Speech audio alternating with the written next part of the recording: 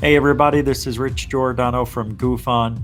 I'm making this video in response to the video and pictures posted by Jeremy Corbell and George Knapp last week.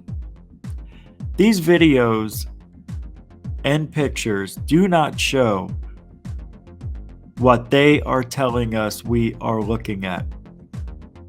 We can start off with George Knapp and the pictures that are now posted on the internet under Mystery Wire's website and or YouTube channel, showing the acorn, which is the Batman balloon, that picture, and a few other pictures shown from an F-18 co-pilot using an iPhone 6 to take pictures of supposed UAP outside the window at 500 miles an hour. Somewhere around there. Now, the problem I have with these pictures isn't the fact that it came from Knapp or anything like that, but the fact that the pictures are not what we're being told. They are not UAPs. They are just reflections from an iPhone camera, and the iPhone camera's flash. There's a picture here that shows a white dot. It looks like it's out in the sky, right? But it's actually on the glass. It would be a little different if we can get more clarity on this picture. But I have done a little bit of research in my years, and I have seen these anomalies pop up time and time again from my own phone, from my own video camera, when looking through a car window. You can definitely see here that this matches up with an iPhone flash. That white dot is not a UAP, in my opinion. If you look at the object here on the top left in this photograph, you can clearly see the housing of the iPhone camera and the iris.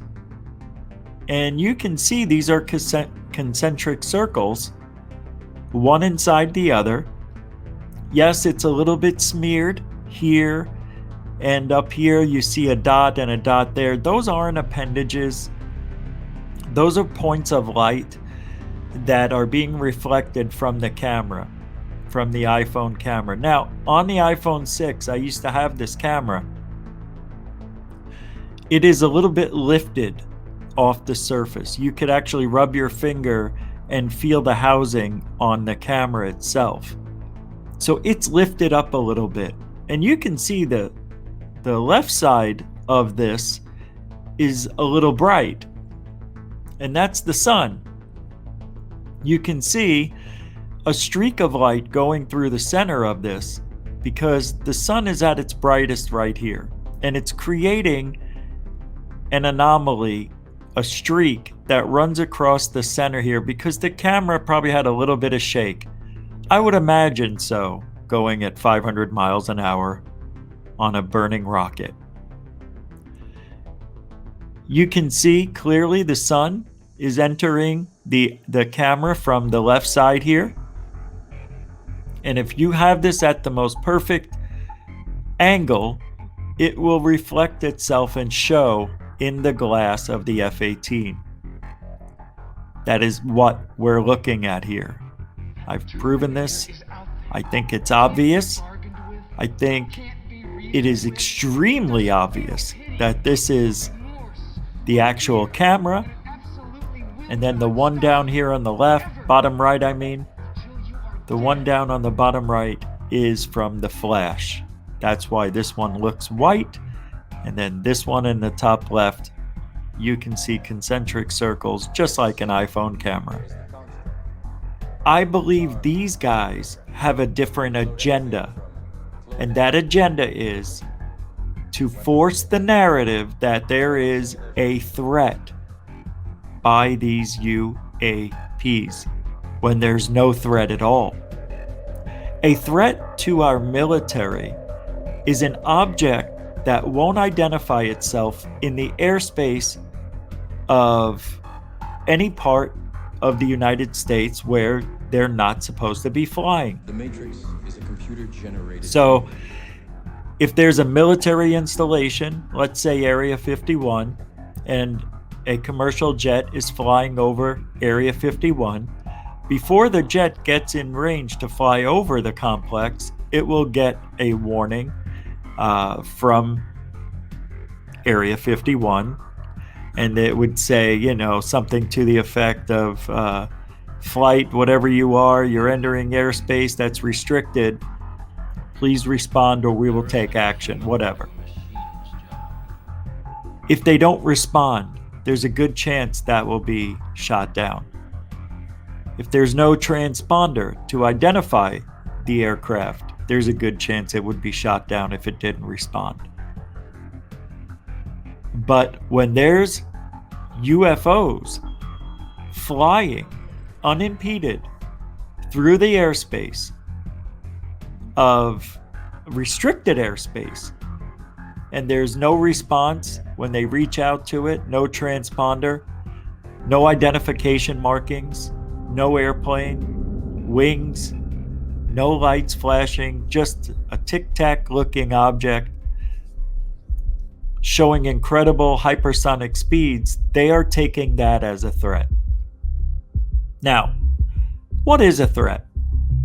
A threat is an expression of intention to inflict evil, injury, or damage.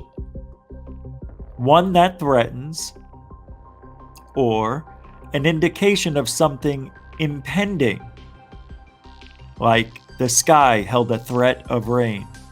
Are these UAPs an expression of intention to inflict evil, injury, or damage? How is that possible? How do you know what a UAP is thinking? Since there's no communication with the pilot or person who is moving or controlling this UAP tic-tac, how do you know they're about to inflict evil, injury, or damage? That is the definition of a threat. They flew by me at hypersonic speeds. So they flew by you. They flew by Fravor. Remember what he said? It flew by me. I tried catching up with it. I couldn't. And then it flew past me at hypersonic speeds in a blink of an eye, something to that effect. How's that a threat? If it was heading straight for him and he had to make an evasive maneuver, to me that's a threat. That didn't happen. And you do not know the intentions because we are not mind readers. So you do not know the intentions of the UAPs. The second definition of threat is one that threatens. Well, we don't have any evidence of that. And the third one is an indication of something impending. Well, they don't know because they just don't. They never had an experience like this. It is human instinct to automatically assume this is a threat. And of course, if you're in the Navy, the Army, the Air Force, the Marines, or even Space Force, you are trained that anything that shouldn't be in this airspace is a threat. So I can see them saying that it's a threat. But a threat to who? A threat to them, personally? Was it a threat to Fravor? Did he feel threatened? Yes, I think he did. I think he was scared. I think for the first time in his life, he saw something that didn't make sense and knew he couldn't outmaneuver this tic-tac. He knew He had no chance. And for that, there's a threat. But when you talk about we need to have this 180 days disclosure because of a threat to the United States or any other country is absolutely ridiculous, in my opinion. How can you say, without having any prior knowledge or new knowledge from the UAPs themselves, without any communication, how do you know they're a threat to the world that we live in, to the United States or any other country? How? How can you make that assessment? Well, it was cloudy today, but it didn't rain. Do clouds over your house mean it's going to rain? No. Does a UAP flying in our airspace, restricted airspace, mean that there's going to be war? That they are threatening us? No. I think these UAPs are curious.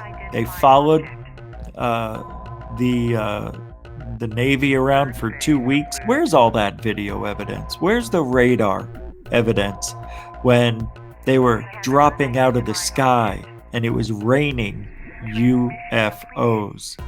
Remember that on Unidentified, Season 1, Episode 4? Raining UFOs. Where's the radar data? They want us to believe with the most minute evidence, FLIR camera evidence, the 3 UFOs that we all know about. They want us to believe that those are real UFOs, when in fact we have no definition. It's black and white. They look like blobs. And what makes you think that after all these years, the government lying to us, keeping secrets, making sure the public doesn't know that they know about UFOs, why is it now that you are trying to say that there is a threat with little to no evidence of that? There's no evidence there's a threat. So now, after all these years of lying to us, we are now going to believe that our government is telling us the truth? It's the worst. It doesn't get any worse than this. I think I'll make my point very clearly here, because I'm trying to choose my words so I don't sound like such an asshole. Do you think that after all these years that the government's going to allow, the Navy for that matter, is going to give us UFO evidence? They didn't give us evidence. Stop telling yourself this. You didn't get anything. These new pictures and pyramid evidence is the same thing as the 3 videos they gave us 4 years ago. These are nothing. Zero, zip, zilch, nada, absolutely nothing to call UAP. The pyramid that Jeremy Corbell is so hyped up about, it's an airplane.